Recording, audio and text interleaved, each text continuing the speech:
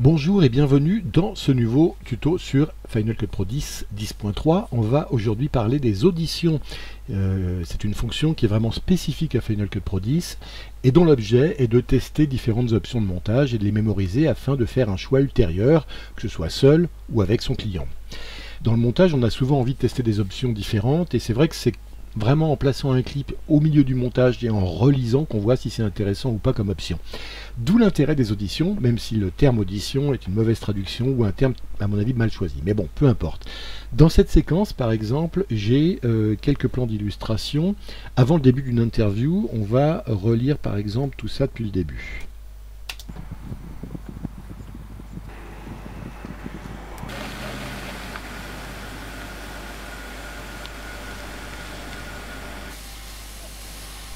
Aujourd'hui, nous faisons toute la gamme de produits. Alors vous voyez, c'est pas encore bien mixé, hein, mais c'est juste pour vous montrer à l'image. Il y a plusieurs plans d'introduction sur le pétrole au Cameroun et ensuite l'interview de la personne qui dirige la Somara, qui est la société qui exploite le pétrole camerounais. Et là, pour le dernier plan avant l'interview, j'ai mis un plan de vapeur que j'aime bien, on le relit.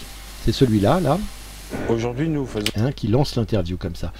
Je l'aime bien ce plan de vapeur, je le trouve assez beau, mais j'ai une alternative. Et il y a un autre plan qui me plaît bien, que j'aimerais bien mettre à la place, c'est ce plan-là, ici dans le navigateur, hein, c'est ce plan de flamme hein, au-dessus de... Voilà. Et voilà, j'aimerais bien tester celui-là à la place de l'autre, et je voudrais pas non plus effacer ce que j'ai fait avant. Alors j'ai une solution pour ça, qui s'appelle justement l'audition. Comment je fais? Je prends la sélection de clips que j'ai faite ici, et je viens la draguer, hein, la poser, juste au-dessus du clip dans ma timeline. Là, il y a un rectangle blanc qui apparaît, je le lâche. Final Cut Pro 10 me propose plusieurs options de remplacement, comme on l'a déjà vu dans un tuto précédent. Et dans les options, il y a remplacer, etc. Ça, on a déjà vu. Et il y a aussi, regardez, remplacer et ajouter à l'audition. C'est cette option que je vais choisir. Pouf! Le plan de vapeur a été remplacé, vous le voyez dans la timeline, par le plan de flamme. Ce plan est plus long, donc il a été adapté dans sa longueur, hein, il couvre une partie plus longue, vous voyez, sur le début de l'interview, et une icône d'audition qui représente un petit projecteur au-dessus d'une scène, hein, comme ça m'annonce que j'ai créé une audition, soit un choix possible entre plusieurs plans. Si je clique sur cette petite icône ici, hop, vous le voyez, une fenêtre d'audition s'ouvre au-dessus et me permet de revenir sur le choix de départ, le plan vapeur, soit en cliquant ici sur le plan, boum, vous voyez, soit en jouant avec mes flèches horizontales, je peux passer d'un plan à un autre, et vous le voyez qu'à chaque fois la longueur du plan s'adapte dans la timeline. Donc j'ai vraiment deux options que je peux choisir de placer, soit celle-là plus courte avec le plan vapeur, soit celle-là plus longue avec le plan de flamme. Dans la fenêtre audition, on peut aussi relire chacun des plans. Je me mets dessus par exemple, je tape sur espace, et là j'ai l'image et le son de mon plan vapeur. Ou alors je reviens là et je lis mon plan vapeur ici. Pour le moment, je vais mettre mon plan plutôt flamme comme ça ici, et quand je décide que j'ai terminé, c'est pour le moment ce choix que j'ai fait, je fais terminer. Et vous voyez ici dans ma timeline, je peux relire.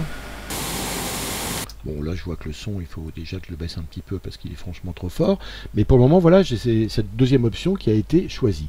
Je peux aussi ajouter un troisième plan à cette audition. En fait, je peux en ajouter tant que je veux. Hein. Je vais par exemple prendre le plan 90-36 ici. J'ai fait une petite sélection. C'est le même plan, hein, mais en plus serré sur la flamme. Et je vais l'ajouter à l'audition. Comment? En le prenant là, hein, rectangle blanc, et là je lâche. Mais cette fois-ci, au lieu de choisir remplacer et ajouter à l'audition, je choisis ajouter à l'audition. Qu'est-ce que ça change? Ça change que pour le moment, ici en bas, j'ai la même chose qu'avant. Hein, c'est-à-dire que je n'ai pas remplacé le plan que j'ai choisi là par le nouveau plan de flamme plus serré que je viens de mettre. Mais par contre, si je clique sur la petite icône audition ici, ou alors j'ai un raccourci clavier. Hein, si je sélectionne le plan, pour ouvrir la fenêtre d'audition, je tape sur Y. Pouf, vous voyez ma fenêtre d'audition, elle est ouverte ici.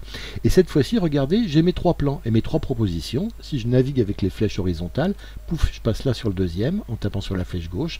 Et encore une fois sur la flèche gauche, je tape sur le plan serré. Et à chaque fois, regardez dans la timeline, les durées s'adaptent. J'ai ma troisième option, ma deuxième option et ma première option, celle de départ avec le plan de vapeur.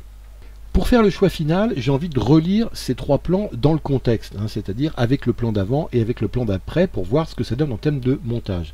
Alors pour faire ça, je sélectionne le clip, donc je clique, je ferme là mon audition pour le moment, je sélectionne le clip ici en m'assurant qu'il est bien entouré de jaune ici, et là je fais clic droit, je vais dans audition et je fais aperçu de l'audition. Ici, le raccourci clavier, CTRL, pomme, Y. Et là, regardez, ça va me relire les 3 plans. D'abord le premier ici, dans son contexte. Aujourd'hui, nous faisons Si je veux lire le suivant, je clique sur la flèche horizontale. Et là, je vois le nouveau plan. Nous faisons toute la gamme de produits. Et la troisième option, ici, comme ça. Aujourd'hui, nous faisons toute la gamme de produits. Donc là, je peux vraiment choisir en dynamique, en regardant vraiment ce que ça donne dans le montage. Option 2. Aujourd'hui, nous faisons toute la gamme de produits. Option 3. Aujourd'hui, là encore, il faudrait que je baisse un peu le son parce qu'il est un peu fort de celui-là pour bien me rendre compte. Encore une fois, je resélectionne mon clip, je fais CTRL pomme Y. Option 1. Je tape flèche gauche, flèche droite, pardon. J'ai ma deuxième proposition, celle que j'avais mis au milieu.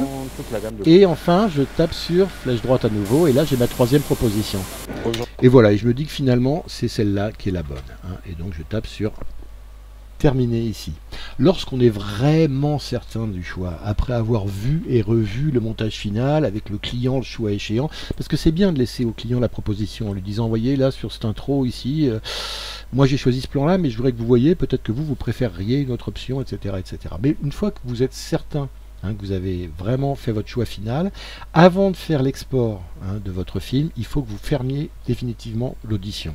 Pour ça, qu'est-ce qu'on fait? On resélectionne le clip, on fait clic droit, audition, et finaliser l'audition, raccourci clavier, Maj, Alt, Y. Regardez, quand je fais ça, hop, mon plan redevient un plan normal, sans l'icône ici d'audition, et voilà. Et maintenant, je vais pouvoir exporter mon film. Et justement, dans le prochain tuto, on verra comment finaliser, exporter ou partager son film sur les réseaux sociaux. Merci, à bientôt.